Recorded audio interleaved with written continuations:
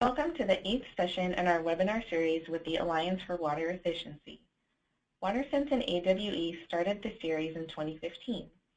The goal was to reach the different audiences that have a role in ensuring outdoor water efficiency, including landscape professionals, local governments, and water utilities. We have had 7 successful webinars to date, many of which highlighted how local governments and the outdoor industry are working together to reach consumers. All of our webinars have been recorded and are available for on-demand viewing, which is important given that many people are too busy during the day to carve out time for the in-person session. Let's cover a few housekeeping topics before we get started. All attendees were muted when they entered the webinar to minimize background noise. To ask questions, you can type them into the chat box at the lower right-hand corner of your screen, and we'll answer your questions at the end of the webinar. This presentation will be available on the WaterSense website and AWE's YouTube channel following the presentation. We'd also like to hear from you with a few polls. First poll question is, who do we have on the call today?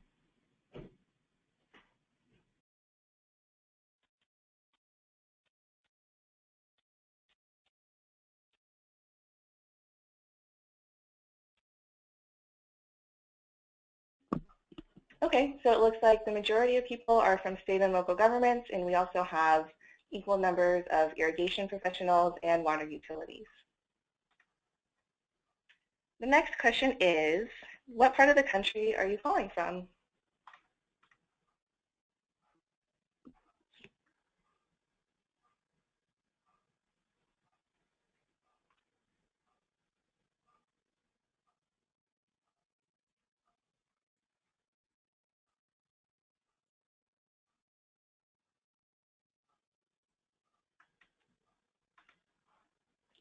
Okay, so it looks like there's a lot of people from the West, and then several also from the Southwest, Midwest, and Southeast. And the third question that we have for you is, what types of landscapes do you work with?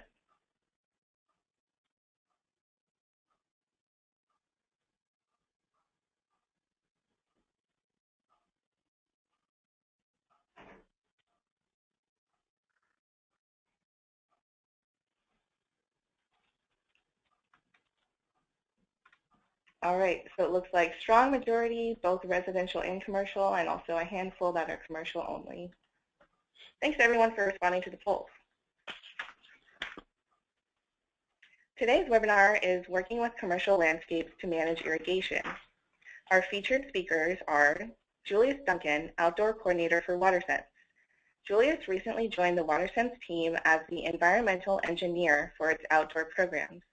He has a master's degree in agricultural engineering from the University of Georgia and a bachelor's degree from Florida A&M University. We also have Peter Mayer, AWE Senior Technical Advisor. Peter is Principal of Water Demand Management in Boulder, Colorado, and is a national expert on urban water demand and conservation. He's the lead for AWE's Outdoor Water Savings Research Initiative. And last but not least, we have Marcus Hogue, UT Austin's Irrigation and Water Conservation Program Coordinator. Marcus has over 17 years in the landscape and irrigation industry with an IT background from Management Information Systems from the University of Texas at Arlington. He's a former city councilman and served on the Water Conservation Advisory Council for the state of Texas. Before we hear from Peter and Marcus, Julius will highlight best practices for irrigation in the commercial and institutional sector. Julius? Thank you, Karina. Within commercial, depending on building type, knowing how your building uses water and where it consumes the most, either by tracking meters and sub-meters or by conducting a water assessment, will help you identify potential efficiency projects and prioritize your efforts. The chart is an analysis performed by WaterSense that shows water used outdoors for landscaping accounts for between 5 to 30% of the water use profile of commercial facilities. The water needs for facility types vary widely. For example, facilities with athletic fields and outdoor pools will use more water than those without. The climate of the facility's location affects the amount of additional water needed for irrigation, While plants' water needs are generally constant, the amount of rainfall in an area often varies. The design and size of a landscape dictate the amount of water needed. Minimizing the size of the landscape that needs irrigation can help keep water use under control. Let's dig right into landscaping first. A well-designed landscape will minimize the need for supplemental water. The principal components of a water-efficient landscape are healthy soils with appropriate grading, mulches, regionally appropriate plant choices, appropriately sized turf areas, and hydrozones. Your soil is the foundation of your landscape. Healthy soils help develop deep plant root systems and allow water to properly infiltrate. Be sure to maintain good topsoil that captures rain as it falls and releases water back to plants over time. If you use drought-tolerant and climate-appropriate plants, you may not need to apply as much supplemental irrigation. Several different types of plants can be used to create a functional and attractive landscape. Plants should be grouped according to their water needs in order to promote efficient irrigation. States or municipalities often maintain plant lists of native and climate-appropriate plants, so check your local Department of Natural Resources webpage. Smaller turf areas can reduce resources and costs associated with watering, mowing, and fertilizing. If you have a graded area, consider installing rain gardens to capture stormwater runoff. Because your irrigation schedule dictates your water use, consider replacing your existing timer-based controllers with WaterSense labeled controllers. These controllers integrate local weather and landscape conditions to tailor watering schedules for actual site conditions. We're developing a specification for soil moisture sensors, and if all goes smoothly, should be eligible for label in 2018. These sensors adjust the irrigation schedule based on the moisture content of the soil. WaterSense has published a draft specification for spray sprinkler bodies with integral pressure regulation. These products maintain a constant flow and outlet pressure across a range of inlet pressures, therefore decreasing water use in irrigation systems with high pressure. These products are expected to be eligible for the WaterSense label in the fall of 2017. Micro-irrigation has a versatile design that can be used to irrigate plants, shrubs, and trees. Throughout the irrigation season, check for water spray that is landing on hardscapes, leaks, and fix broken sprinkler heads. You should read water meters monthly and take note of water use trends. Your annual water use should show the highest irrigation use in the summer months. Every irrigation season, you should perform a system check and audit your irrigation system every 3 to 4 years to identify system deficiencies. To best address irrigation water use, you may want to start by hiring a certified irrigation professional. More than 20 professional certifying organizations across the country administer WaterSense labeled programs and certify irrigation professionals in irrigation system design, installation and maintenance, and auditing. More than 2,500 irrigation professionals who have been certified by one or more WaterSense labeled programs are listed in the WaterSense Directory of Certified Professionals. The WaterSense Water Budget tool was designed to support our new home specification, where landscapes need to meet the requirements of the tool to ensure that the home has an efficient landscape design. But you can also use it to consider how design will affect your water needs. It is an easy online tool.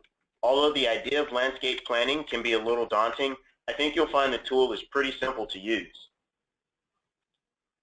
The outdoor best practices I mentioned today are discussed in WaterSense's Commercial and Institution Best Management Practice Guidebook, WaterSense at Work, which was developed to help commercial and institutional facilities understand, manage, and reduce water use. The guidebook includes case studies demonstrating how commercial facilities have successfully implemented water efficiency best practices. We encourage you to take a look if you are seeking additional information on water efficiency. Now, I'd like to turn it over to Peter Mayer with the Alliance for Water Efficiency. Peter? Thank you very much, Julius. Hello, everyone. It's great to be with you today. I am going to talk about the Outdoor Water Savings Research Initiative.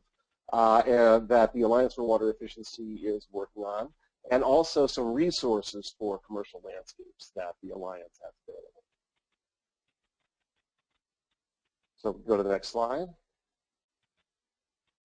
So the Outdoor Water Savings Research Initiative is really an effort of the members of the Alliance for Water Efficiency to develop and implement outdoor water research projects. And the first phase of the project was an analysis of the research that's already been conducted, so that we could get an idea of where the gaps are that exist in the research on outdoor water savings. And the report from phase one, which is you see the image of on the screen, can be downloaded from the Alliance for Water Efficiency.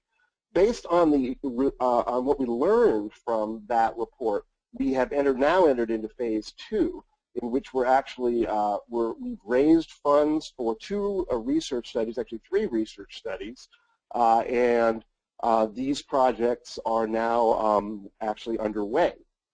So the first project for phase 2 is called Reducing the Requirement: Landscape Transformation, Reasons, Rationale, and Water Savings.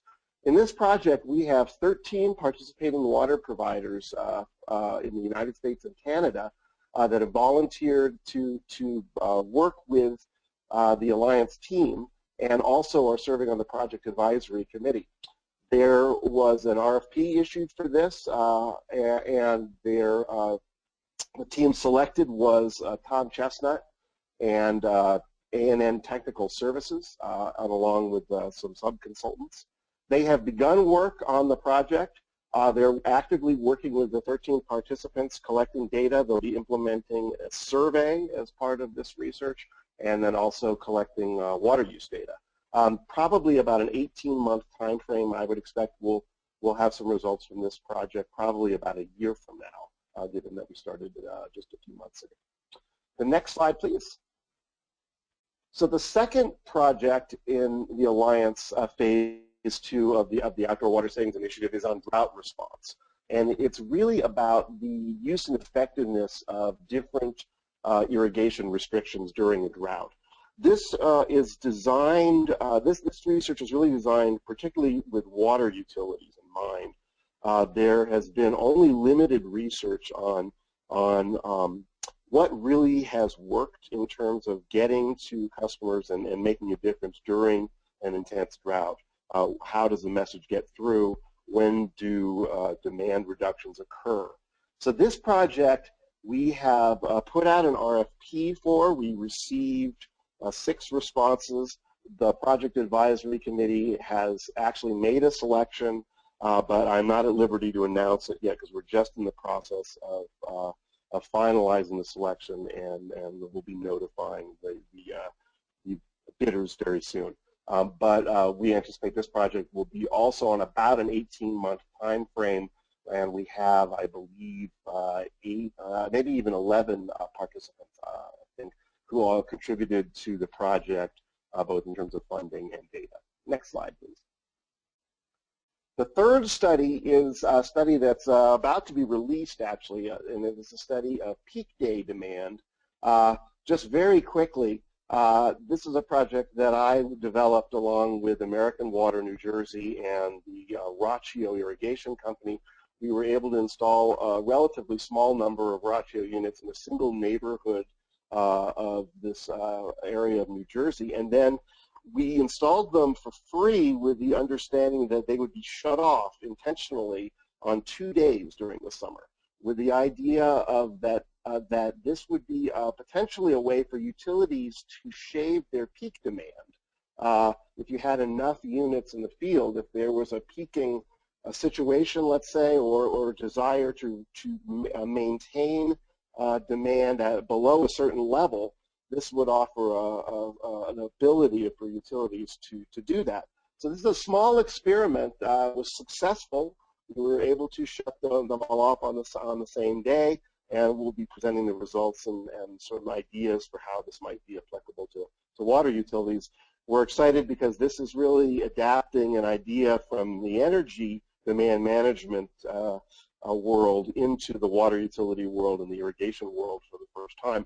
And so this is an interesting application of that technology. Okay, next please.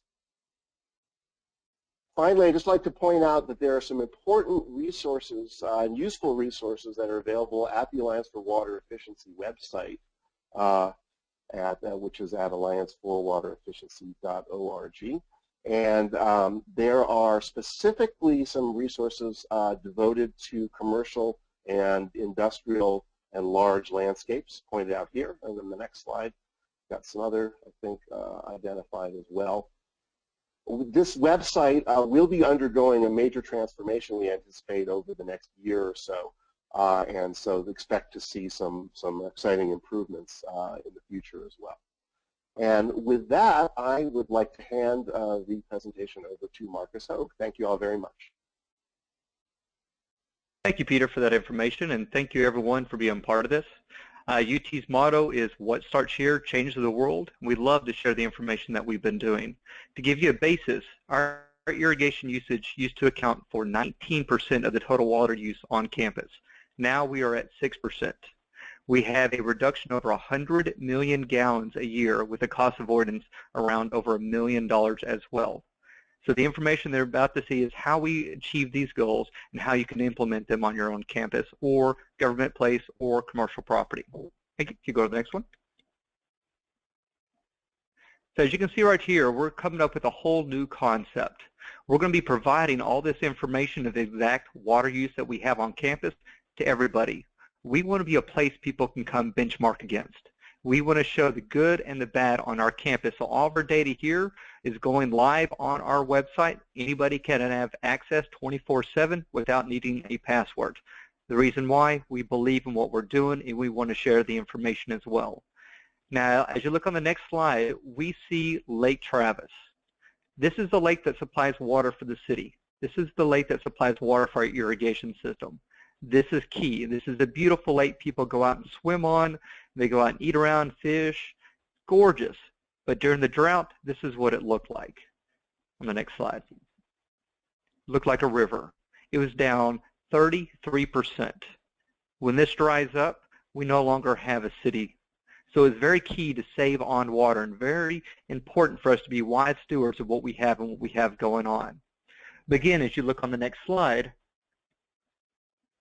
Austin and the state of Texas went through a major drought in 2011. As we all saw what California was going through the last 2 years, we went through that process in 2011. During this process, we realized we needed to be able to make change. We had to do something different. So we spent $2.1 million doing an upgrade on the irrigation system. We saw the usefulness of it because you look on the next slide, you can see where things are going.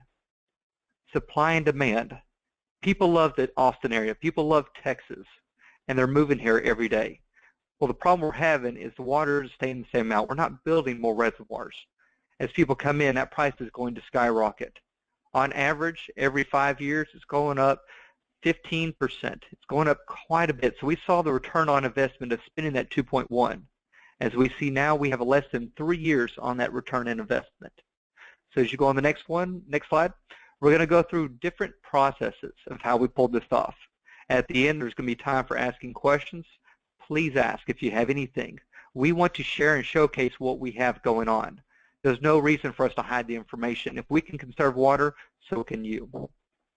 So as you start on the next one, next slide, University of Texas is a large system, several different controllers, and we found out that we before were very inefficient in our irrigation system. Our old controllers were not talking to each other. We were not using environmental factors, no new sensors. It was an old, dumb system, which most of us have. We were using an average of 176 million gallons of water. Last year, we used 30 million gallons of water. Now, again, with this new system, we had to have a way of them all communicating and sharing data. We had to have a central irrigation system. That is key, so all the systems talk. And the next few slides will go into detail of different areas. As we found out, the old controllers had old nozzles. We like to say the nozzles at higher PSI atomize out. So that way the water that we're paying for that's going through the system floated away. I also like to say that is your taxpayer dollars floating away that's not being applied to the landscape. So we came through and changed out 18,000 of these nozzles across campus. The picture on the right is really hard to see, but the next shot that we have on the next slide, you can see that the droplets are a little bit bigger. They're actually getting applied to the landscape. So the water that you have and going through your system is actually being applied to your landscape. Now on the next slide, everybody talks about drip irrigation, and we started implementing that on campus in different areas. We tried different areas. We tried changing out the native plant material to fit it around, but we have a major issue on campus that a lot of people don't have to deal with. Our students love feeding, on the next slide, feeding squirrels. These squirrels are eating Cheetos, they're eating pizza, they're getting thirsty. All that Cheetos and all that is getting to them, and all that salt. So they're chewing through my irrigation system. As you can see, the drip irrigation, they're actually digging down 6 to 12 inches to my PVC pipe and digging it up and chewing on my irrigation heads. So we struggle with having to deal with the rodents and the squirrels on campus.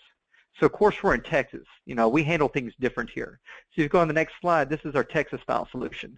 Well, of course not. We don't shoot anything on campus. We love our wildlife. We try to work together. So we work through a solution of how they can get their water, yet we can keep and not have as many issues on campus. So I came up with an idea. On the next slide, you can see that we took an 1.5-inch cap, we cut it down halfway, and we spray painted the color of the mulch and put out an emitter to it. The reason why? Now when the irrigation system runs, the squirrels have a little saucer to drink from. Something simple. We thought that would be perfect. The only problem we found out, these squirrels do not like to share. They actually started carrying these up into the tree. We started finding them around the base. So we thought, okay, we had to anchor each individual one into the ground deep. They would try to pull them up and move them around. And then we also found out squirrels are very lazy. If they come on one side of drip and there's not a feeder, they're not going to walk over to the other side and drink the water. They're going to chew into it.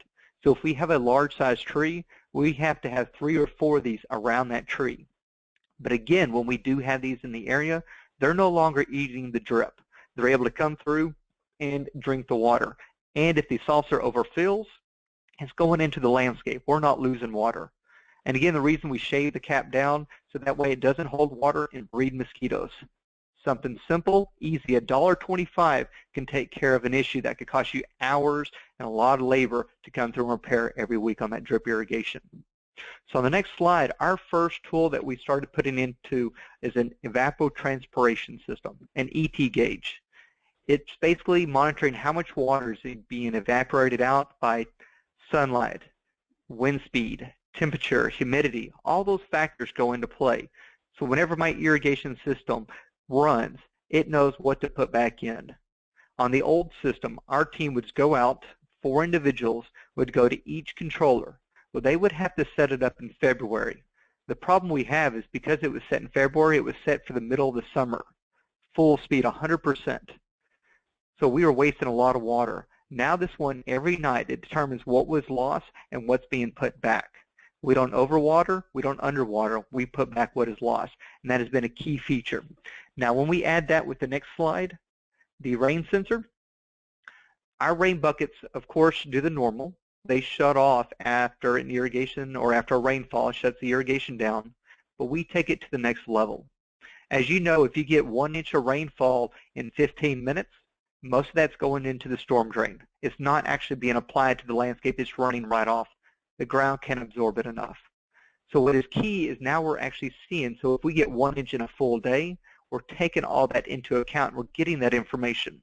We had a situation on campus where we had an irrigation system run after a rainfall event, and I had a professor send me a not so nice email explaining how we need to be conserving water.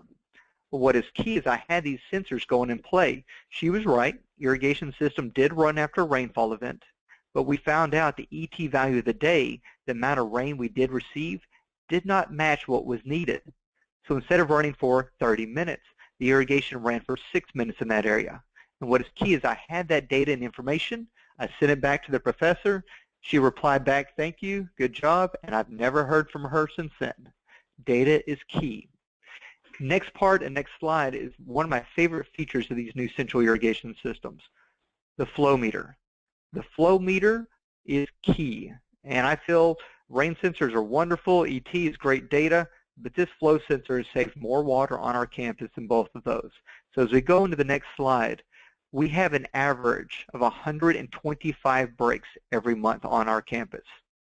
So this was taken back. We now are putting this data into the dashboard so we can see it. But as you know, as you drive through apartment complexes, gas stations in the middle of the night, when the irrigation system's running, you can see the water shooting 10, 15, 20 feet up in the air. Complete waste of water.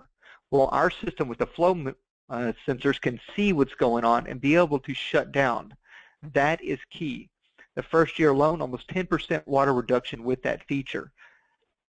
Huge benefit. If you're going to a central irrigation system, I feel flow meters are needed and should be required. Very important feature. Because as we go on to the next slide, quantifying water usage is key to be able to make change. We have our choices. We can either look at the monthly water bill, which again, that's at the end of the month, you can't make change. You can look at the BAS, Building Automation System, have that monitor the flow. But most of our commercial properties are not integrated into the irrigation system. They're not monitoring what is going on.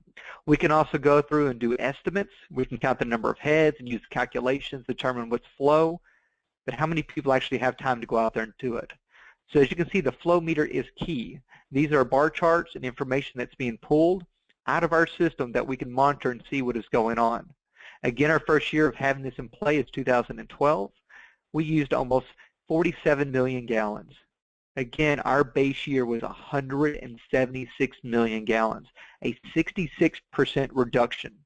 And as you can see, we are going down each year. Now, 2016, at the end of the year, we were a little higher. It doesn't show on this bar chart.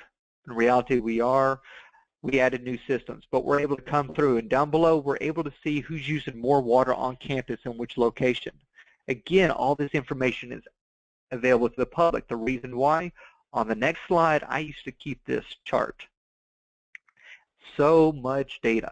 Now, this is not made for anyone to read. I just wanted you all to see what we were collecting, how important this data is key. That's why having the dashboard that we have going through is very precise and very needed. I would have students working on projects asking for the amount of water in specific areas. If you're wanting to plant a certain type of landscape architecture class would look around the campus and come to me and say, how much water does this actually need to survive for the season? We had the data, and we were sending it out to each individual class, but we found out that was very efficient, and other people from other schools didn't have access to it, and they weren't able to benchmark against us. Everybody hid the information. So on the next slide, I had interns come through and work out a different setup.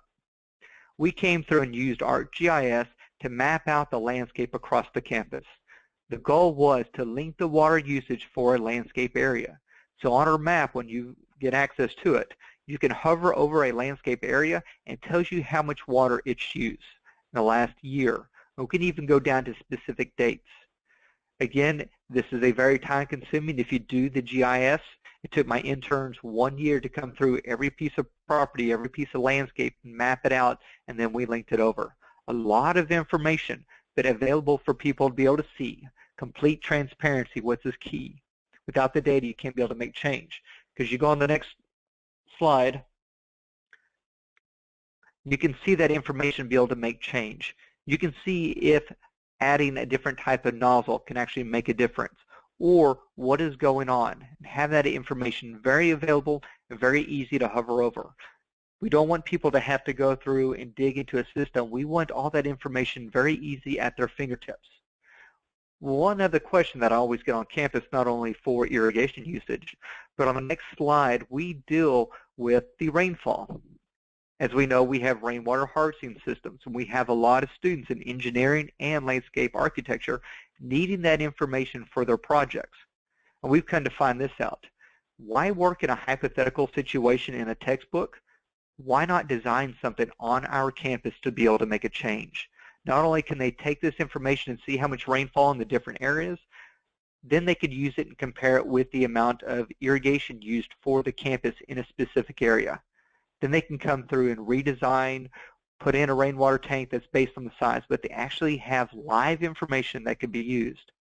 Not only that, but after every rainfall event, I get about a dozen emails, people ask me how much rain did we get on campus.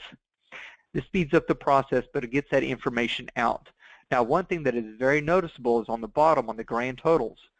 We see a difference between 50 inches and 37 inches. We can have a 1-inch difference on our campus from one side to the other, and that is key, because if I were to use a weather station that could be 5 miles away from my campus, I'm not going to get accurate information, and accuracy is key. You've got to have that data to be able to make change. So on the next slide, that data that we're pulling through is very key. We are looking for irrigation patterns. We need to be able to see when something spikes, when something drops. We want to know what is going on, because if we wait to the end of the month when we get the water bill, it's too late. We want to be able to see if a change actually happens, if we change out a landscape, if it goes up. We need to figure out why before it's too late. The longer you wait between areas, the more water that's going to be wasted. And again, on a campus of our size, we're dealing with multiple commercial properties. Having that data at your fingertips is key. Be able to make quick choices and quick information. Instead of having to go through a bunch of different pages, we want something easy for people to have access to. Because again, water is important to us, but the whole reason we water is based on the next slide. We have to get the water down to the roots of the system. It makes no difference if we come through and we overwater, underwater. We're going to kill stuff if we don't get it down to the root system. And I've been coming through trying to change out different soil types on the campus, but I found out we have so many different varieties on our campus of different soils. So I come through and we try to do some testing. So on the next slide, you can see different tools that we've used. I first started off with the soil probe. I figured I'd go around to a few locations on the campus, get the root depth, the soil type, and that would give me an idea when I'm irrigating. Do I have a sandy soil? Do I have a clay soil? I needed that information to make sure that I'm putting down the water the correct amount, making sure I have plenty of cycle and soap.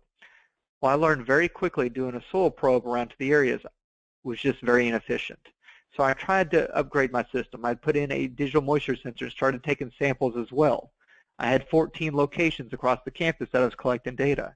And again, I found out very quickly I do not have enough time in the day to be able to do it. So we came up with a new process. So next slide, we came through and implemented a mesh moisture sensor network. And why this is key is we're now able to put in wireless moisture sensors so we can start getting that data live. And that has been very key to the information. Not only do I have the ET values of information going through, but I'm also going through and seeing how the water's actually being applied to the landscape. And this has been very key to our efficiency in our new system. Again, we are taking readings at 2 inches and 6 inches. We are taking moisture, temperature, and salinity. Right now, salinity is not an important factor, but we do look to do more reclaimed on campus. We have 2 areas that are being converted over as we speak. So that information will be needed. We want to make sure we don't have too much salinity in the soil so we don't lose anything. So on the next slide, you can see some of the data that we're actually pulling from the campus itself. We can come through and have so much information, and that is key. We need to be able to see what is going on where. I need to be able to know, okay, this area over here is looking dry, but in actuality, it is not. We have that information. Too many times, we will have a landscape supervisor come over and request more water into an area when we found out it's not lack of water that's causing the issue. There could be a disease. There could be tailgaters that spilled oil on the ground that killed everything. It's not always the water, and without the information, without the data, you don't have an argument to back it up. So we love this data and collecting information, because again, we found out on the next slide something very important that we didn't take into account. So again, I remember I mentioned the rain buckets and how they're taking information and how much water an actual soil can handle at one time. So we're finding out very quickly that an irrigation cycle could hit maximum soil capacity runoff into an irrigation system or an irrigation cycle. So we're using the information out here to find out, okay, if I run this zone for 20 minutes on these rotors, but with this type of soil, it's going to start hitting and peak out at this many minutes. I'm now able to come through and pull that time back and be able to see what is going on, to kick back and forth so I can watch and see what's going on. But what also is key is I can see how long it takes to dry out, How long has it taken for that soil to actually lose all that moisture that I applied to it? How long can I wait before the next irrigation cycle? Because I irrigate with also a different philosophy. Of course, I need to keep water to the plants and keep them healthy. But if I can go to the next rainfall event and stretch it long enough, then I don't have to pay for that water being applied to the landscape. And if I can watch it and stretch it out and get those roots to grow deep enough where I can go between irrigation cycles and only use, or between rain events, and only use irrigation as supplemental here and there, the amount of rain or water I can save is tremendous. But without these data inputs, we cannot be able to make the change. Now we're collecting all this information. Again, this is public. If anyone wants access to it, feel free. My information is at the end, but it's very important. We want to share all this with anybody out there. All of our data is available to the public. Now we are starting to work on the next slide with the LBJ Wildflower Center. And they are working on different types of plant material, soil medium to grow plants in, specifically green roofs and green walls. We're going through and setting up our sensors on our campus and at their test location and be able to compare the data. We want to be able to showcase what is going on. As the professors are out there working on projects, we want to see how it equates to a real-life working environment. We want to see how it's going to handle on our green roofs. As we know, in Austin, Texas, it can get very hot out here. So the concept to us in our department for a green roof, we were a little taken back at first. We felt that the system would not be able to handle itself, so we put in moisture sensors with the temperature on the roof. And finding out with the green roof, it might hit 92, 93 degrees, not 110, 120 like we were anticipating. But without that information, we couldn't be able to make change to see progress forward. Also, they can change up their soil medium, and we can see a difference of temperature, we can see a difference of moisture level in it. But it's having all that data to be able to make change. Not only do they have access to it, but everybody can have access to it. We want to share that information, because as we move on to the next step, on the next slide, we're changing the entire philosophy. We have the data. We have so much information. Now we have the insight. We can start finding areas that are overgrown, that are using too much water due to non-native plant material, and we can come through and do a focused response. We can come out there and install a native plant material that requires a lot less water. This one picture up here that you've seen, this change saves 72,000 gallons a season. Something simple of using the data, seeing the insight to be able to make change, and actually making it out into the field. Changing the whole philosophy. So now that we're on our campus, it's not just about keeping a campus green 24/7. It is about getting out there and providing that information to the public and to our students. As we go through, we are working on new concepts with drones, with thermal imaging cameras. We're testing out a few of the concepts. Again, the whole point of it is to collect that data and provide it to the public. If we don't share this information, we're not following through with our motto. What starts here changes the world. So what's key on the next is my information. Feel free to give me a contact, give me a call, email if you're in the area, come take a tour. We want to showcase everything that we have going on. Again, our dashboard is going to be a link on it will be posted to the EPA WaterSense website, and we'll be linking it to the University of Texas. We want to showcase and provide this information out. We want to be a place to benchmark. We do understand not all of our areas are perfect, but we would love the input. We want to get the students, faculty, staff, and other universities involved. Because you saw at the beginning, our lake was down to 33%. We all saw the pictures and the videos of California. We know how bad it can get. If we prepare and ready for it in the beginning, we can conserve more water and be, again, ready for that situation. So I repeat one more time, what starts here, change the world, learn from what we've done. If we can reduce our water usage by over 66% each year since 2012, implementing the things that you've seen here can work and actually achieve your goal of water conservation. Thank you all for your time, and thank you for listening to what we've been doing here on campus.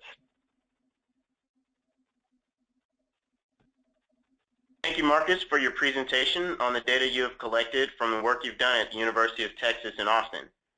If there are any questions for our panelists, please type them in the chat box. As you're writing your questions, we'd like to put up a few poll questions.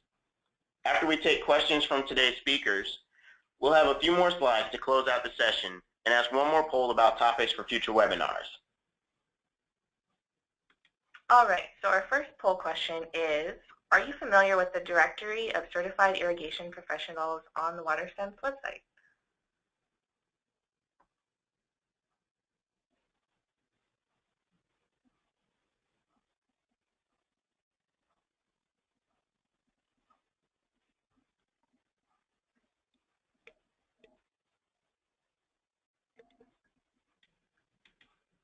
All right, looks like it's kind of evenly split, but leaning towards yes, which we like to hear.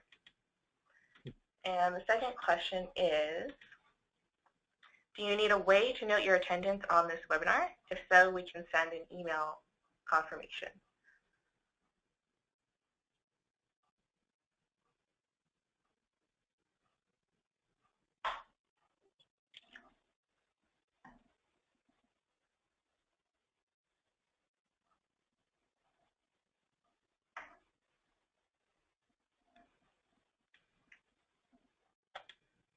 All right, looks like that one was also pretty evenly split, so we'll follow up as needed.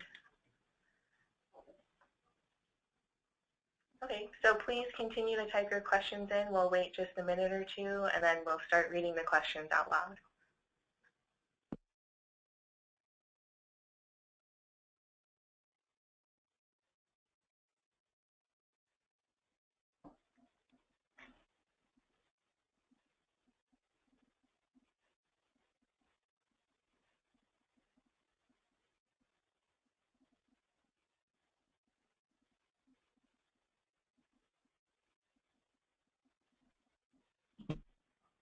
Okay, this question is for Marcus. How do you work with students? Are any of them doing research projects with you? Sure. I work with students by providing them data. I've got different groups that are working on rainwater harvesting systems, and we provide data sets of the past irrigation usage in their area and rainfall. I also work with students on this drone testing, providing an area and allow them to modify the irrigation runtime in that specific area to see change. I'm also working with a few students that are working on a garden on top of a roof. We put in our moisture sensors and temperature, and they're looking at ways to be able to grow agriculture on top of roofs in a city environment. So we're providing the data set of what actually is coming through, how hot can it get, and again, how much water is being used to keep those plants alive. Perfect. Thanks, Marcus. Another question for you. Is your annual data adjusted for rainfall and ET compared to the base year? No, our information is not. We do have a normalization project in play. Our utility system has now implemented a dashboard as well, and they have a weather normalization. Now, if we look through, you can see the rainfall amounts and see the changes between, but overall, it is not taken into account. Now, our base year is 2009, and you can come back and take a look at the weather and see the normalization based off that. Thanks, Marcus. Another question for you. In your experience, how accurate are you finding the new wireless moisture sensors to be in the field? The accuracy I cannot account to. We're not finding other ways of testing them, or we're actually not testing them with other methods to compare to make sure the data is accurate. Our comparison is we will take a soil probe of the area and compare what we see. We are more or less using that information to see how long I can take before it dries out. The actual percentage, we're not using that factor into an irrigation cycle, but if I can see it drained out this much or dried out this long, then I use that information into account. But I do not use the actual number 40% and say that is correct. We haven't gone through and verified that information. Okay, we got more questions coming in for you, Marcus. Next one is, do you have one central control system on campus, or have you tested out using different ones? We've had different systems on campus. We have a few others that we are keeping them. We like to keep up with what everybody's doing. We do have one main central irrigation system here on campus, and we've been using that again as our satellite locations, but we do test out one or two controllers here and there. We want to make sure that we keep up with the times, and we want to compare what everybody's using. Thanks. Next question is, how did your changes in irrigation management impact budget resources? For example, how many more staff did you need, or how much more training did you have to do? Great question. We found this out very quickly. With the new central irrigation system, the ability to turn a system on with a handheld remote, we were actually take our irrigation crews and we were able to divide them to make them solo teams instead of duplicate. So we took our teams and now we have 4 individual teams that go out and do repairs in the field. We did have to give them some extra training on reading the reports, but what's nice about the central irrigation, they do not touch the controller anymore. All they do is go out and do the repairs in the field, but they do not modify the program. The information off our sensors are making changes, and that I have the ability to make a change in and out. The only reason we have one point of contact is we don't want either a professor, an athletic coach, or anyone to say we need more water here and there. We want to actually verify that it needs more water before a change is made. So only one person, myself, can actually change our irrigation runtime on the campus. Okay, next question is about the dashboard you mentioned. Will this be something that another facility could just pick up and use for their own properties? If so, will that be clear from any links that EPA or AWE might provide? So the dashboard could be set up for anybody else. You would need the type of central irrigation system that we currently implement. The other systems may not have it developed. This one here is specific to our central irrigation system. If another university, we are able to share that information out. If it's a commercial agency, I'm not sure how much we're able to share to them. But again, university, government agencies, if they're interested in doing this, we can definitely work with them and let them know how we pulled it off so they can copy the process. We don't want to hold all this to ourselves. We would love other places to put their information online so we can start benchmarking against each other. Love the competition. All right, more questions for you, Marcus. Next one is, were there irrigation window challenges that had to be overcome due to the retrofit of irrigation nozzles? Yes, we struggled very quickly and learned very fast. So City of Austin was 1 day a week watering. When we changed out 18,000 of those nozzles, we found out very quickly we were not able to irrigate the entire campus in 1 day. It was just too large to be able to pull off. So we worked with the City of Austin and came up with an alternative way to irrigate. We irrigate based off square footage, not number of days in a week. So they have a program out right now where if you're too large and doing ways of conserving water, they will work with you and allow you to irrigate 3-4 days a week as long as you stay underneath a certain amount of water each month based off of your square footage. So that, working with the city, has been a huge help. Them seeing that we weren't able to do it with the new type of water conservation systems, and then us working together, sharing the information, and then being lenient on what we can pull off. It's been very helpful. All right, give us just 1 second. We're reviewing all the questions coming in.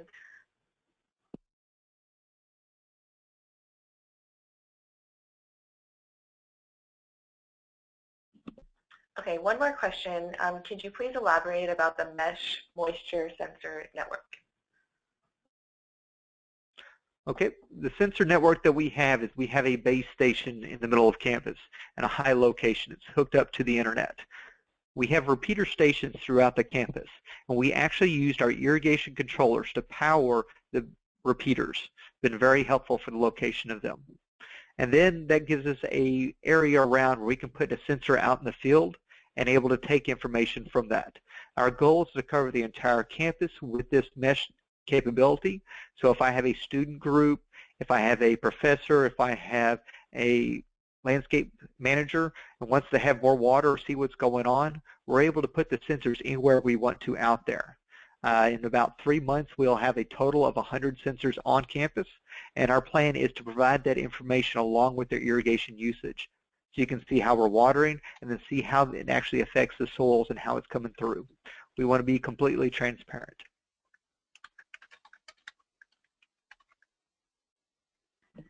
All right, next question is, was this a grant-funded project, or in general, how was it funded? The project itself was not funded by a grant. We worked on a process.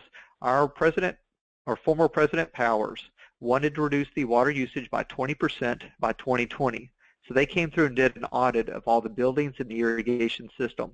Through that process, the fee was set up a capital project, and that's what helped pay for the process.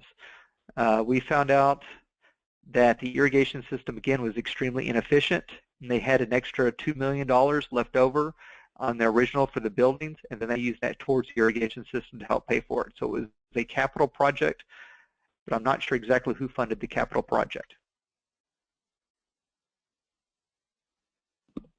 All right, this question is for any of the panelists. The asker wants to know if you have suggestions for stressing the importance of irrigation conservation for commercial landscape managers who may not have smart controllers or sensors.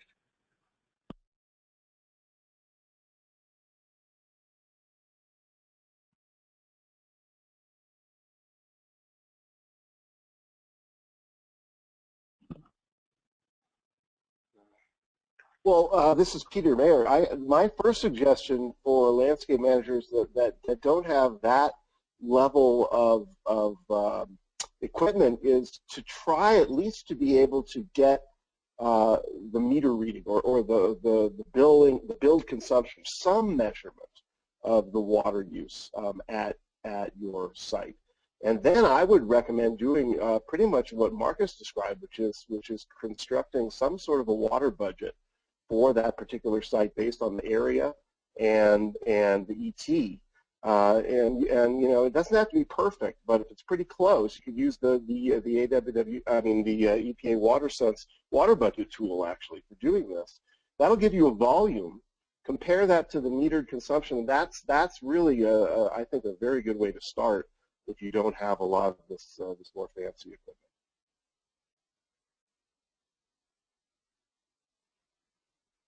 I also recommend, if you don't have a smart system, take a look at your city rebates and water provider rebates.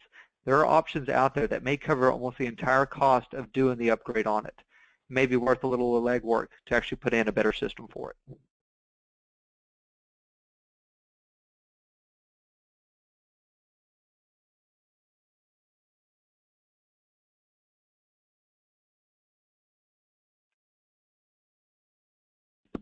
All right, next question is, have you performed any quantitative studies related to water loss from irrigation system leaks, aside from the squirrel problem?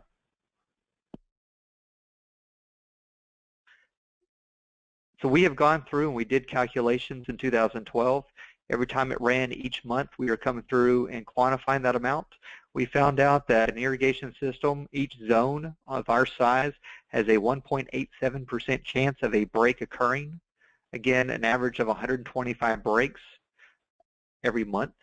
And we're finding out that when you have a larger size system, again, more problems are going to occur, especially in an urban environment. We have not done a formal paper. I have done a white paper that I presented to ASHRAE that's on their site, but I don't have a formal one just for the flow monitoring aspect.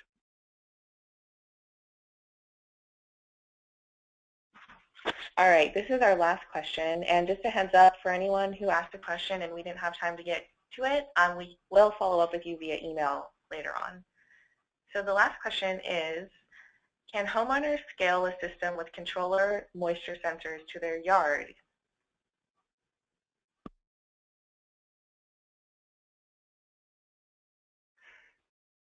If you have a large size system, I could see it being feasible. Now, there are new controllers that are coming out on the market that give the ability to monitor put flow on there, but most of these systems could run several $100s.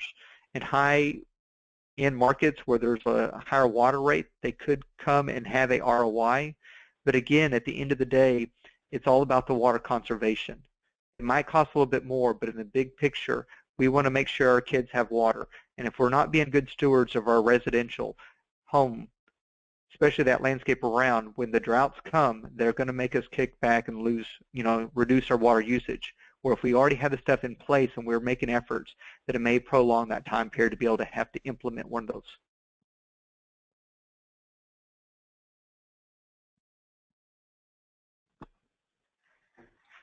All right, thanks Marcus for answering all of those questions, and we definitely had a lot more questions come in. So if you didn't hear your question answered, this time. We'll get those back to you in an email very soon. Now I'm going to talk a little bit more about WaterSense. Some of you may already be WaterSense partners, but we might be new to others. Our program depends on our partners to carry the message of water efficiency to consumers. These are the categories of partners that we have. Many of the utility and government organizations on the call are part of our promotional partner category. I want to encourage you to become a WaterSense partner. After all, it's free, and we have a lot of material to help you communicate water efficiency. And finally, our last poll question. Hopefully you are finding these webinars to be beneficial. We'd like your input on potential topics for future webinars. What webinar topics are you interested in for the future?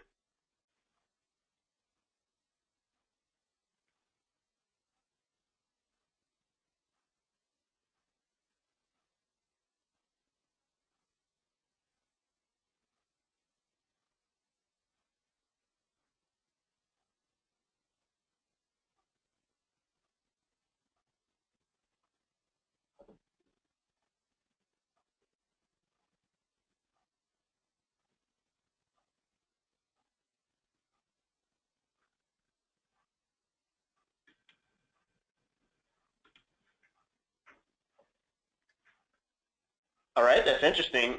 Looks like we've got a almost even split between smart water application technologies, consumer-focused irrigation auditing, and incorporating green infrastructure into landscaping projects. And so we'll be working to get those involved in our next and upcoming webinars. If you're looking for information on our webinars, stay tuned to our WaterSense website for our update on when we will have our next webinar. I would like to thank our guest speakers today, Peter and Marcus, and all of our attendees for joining our webinar. I look forward to speaking with you all again, and enjoy the rest of your day. Goodbye.